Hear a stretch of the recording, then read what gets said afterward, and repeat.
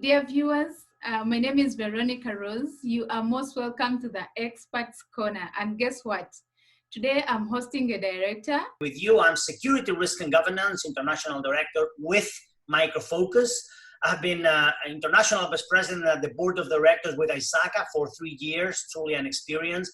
And as a consequence, I feel like I'm an ambassador of the employers and the associations, specifically ISACA, that I have been honored to serve. And especially today, I think that we have a great topic. But again, I mean, it's truly a privilege to be with you, with your audience, Veronica, and let's go for it. Thank you very much for the invitation. All right. Thank you, Ramsés, for the brief introduction you've just made. So our topical discussion today is on deepfakes. And deepfake detection algorithms will never be enough. And spotting fakes is just a start of the much bigger battle. So today, Ramsés, we would like you to take us through the techniques of detecting deepfakes.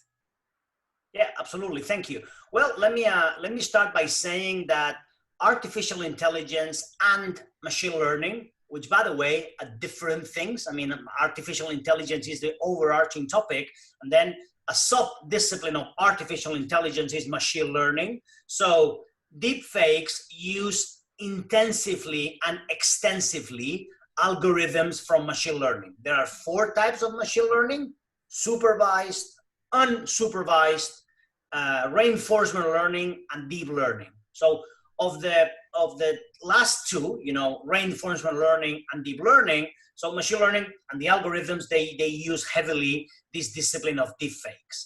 Unfortunately, beauty as it is, you know, beautiful as it is, the discipline, unfortunately, it can be used as a personal weapon. So there are cyber criminals, or unfortunately, nation states, that they can use it as a weapon of revenge or to manipulate financial markets. Let's not forget that at the end of the day, cyber criminals will certainly use for financial gain, so in order to manipulate financial markets, or to destabilize international relations. So again, as we have been seeing, you and I and the rest of our colleagues and professionals all across, you know, the board, is either for money or for geopolitical interests. Okay, so you can use it, well, fortunately, the cyber criminals can use it to do fraudulent transfers, especially with audio deepfakes. We tend to think a lot, and certainly the more visual aspect of deepfakes are when you can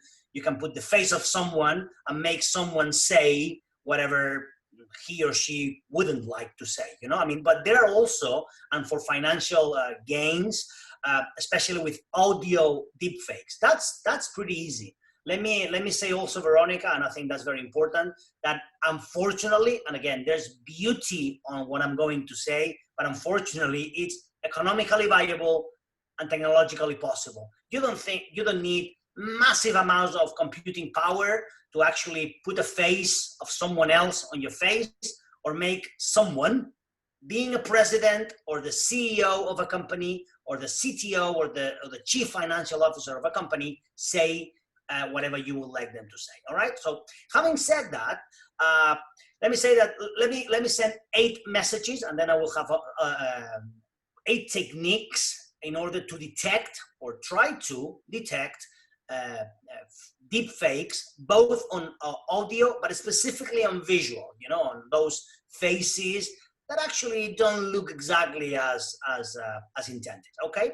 The first thing you have to say is to pay attention to the face. You know, high-end deepfake manipulations are almost always facial transformations, you know, and the YouTube videos that there are when we go on stages, or when we used to go on stages of the world teaching on that, is they are almost always facial transformations, okay? So you need to pay attention to the cheeks, you know, and the forehead, you know.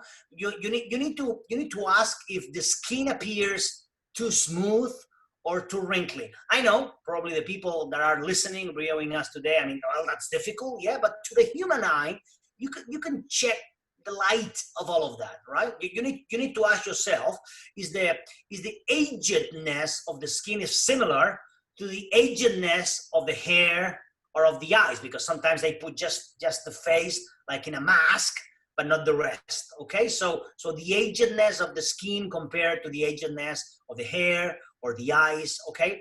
Deep fakes are often incongruent on some of those dimensions, okay?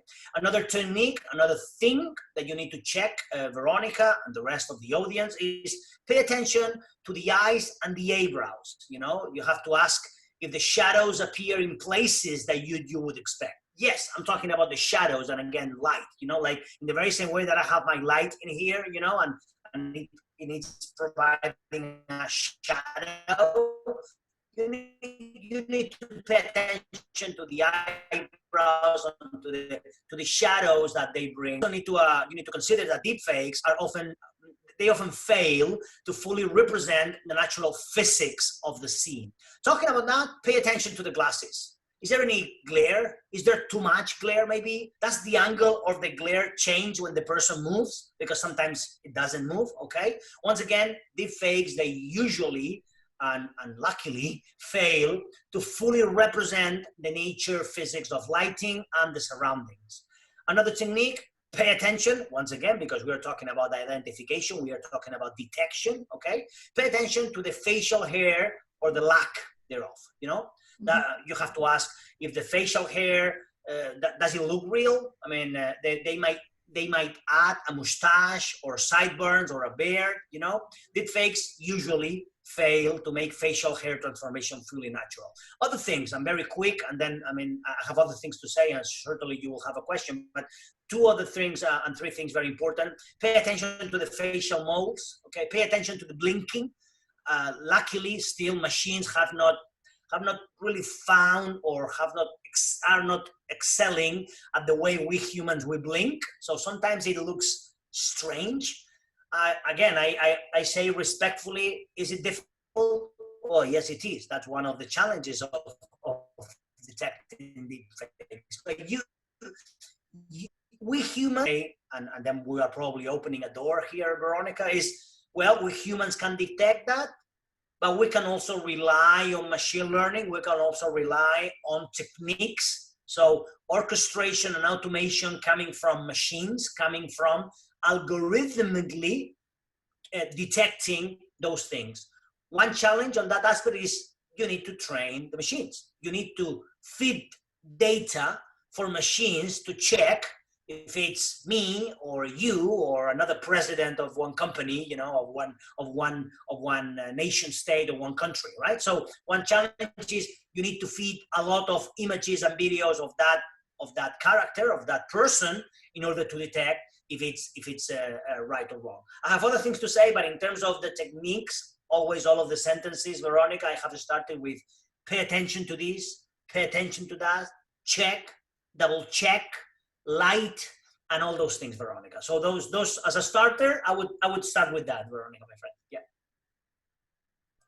That's awesome. It takes us back to trust but verify. Absolutely. Well, actually, let me. There used to be it's funny with this topic, Veronica, but there used to be a sentence that seeing is believing. You know, when you see, you believe. Well, not anymore. Isn't it funny in a way? So seeing is not believing anymore. Sure. I have to tell you that I'm going back to the detection, right? The position of the head is critical. Again, the lining conditions. The face has to be blended with the surroundings, and as a consequence, it has to be, and this is important, geometrically transformed. When someone, and I have had the pleasure in my previous company, Symantec, but now with Micro Focus, we have different solutions and techniques in order to do that, not just with deepfakes, but with other things, you know, but specifically with transformation and image manipulation, etc. It is great because I'm working with a lot of experts, and they have taught me, and again, it is beautiful when engineers tell you that, yeah, Ramsés, it's possible, and then I smile because that's fantastic from, as you said, from an auditing perspective, an assurance perspective, on a trust perspective, we are talking here today. But when you try to do that, if you are working either as a cyber criminal, hopefully not, or even as for fun, but the face has to be blended with the surroundings, and as a consequence, it has to be geometrically transformed, rotated, resized, or distort some way, the way the nose is pointing. This is very funny because I have had, some training on machine learning and deepfakes, but the way the nose is pointing is another opportunity for detection. And let me use again machines, and let me use algorithms, if I may. The pixel patterns. Pixel patterns are important. Let me introduce here, and we are recording this on Zoom, Veronica, that's great. But one challenge in this very COVID-19 situation, everybody working from home, with certain good or bad bandwidth, meaning on top of that, one challenge for these times, exceptional times that we are living or suffering, should I say, is that, well, the bandwidth and some tools for video conferencing or the quality does not help. Because if I am saying pay attention to this, pay attention to that, detect that, when the video quality is not that good, when the pattern of pixels it's overrated, that does not help. So I have to say that that's a challenge. How I'm going to detect something, as Ramsés is saying and Veronica is saying, when I don't have the quality to do that? Well, that's a challenge in this, again, remote world that we are living. But again, the machine learning and algorithms can help on the detection on pixel patterns, the way that knows. And there's a methodology, actually, if you are asking me, by the University of California in Berkeley, that they to detect deepfake. So actually, there was a challenge, actually, by the Facebook, if I recall correctly. It was a $10 million US dollar, like a bounty or something. It was a challenge called Deepfake Detection Challenge. So quite an obvious name for that. But it was a challenge on, okay, let's help us to detect all of those things. And Twitter, for instance, they say that every single week, they are checking and double checking from 8 to 10 million accounts. So 8 to 10 million, that's a number, every week for misleading use. I want to clarify, misleading use also includes other things, but that includes, in Twitter's taxonomy, the use of impersonating someone for video, deepfakes, audio, deepfakes, 8 to 10 million accounts every single day. That's Twitter and the Facebook thing that I told you. So it is a real thing, and I am so happy that we are talking about that today, Veronica. Yeah. Thank you so much, Ramsés. I see it is still a big battle that we will have to join hands to fight. Yep, absolutely, absolutely. Yeah, and thank you so much for joining me today.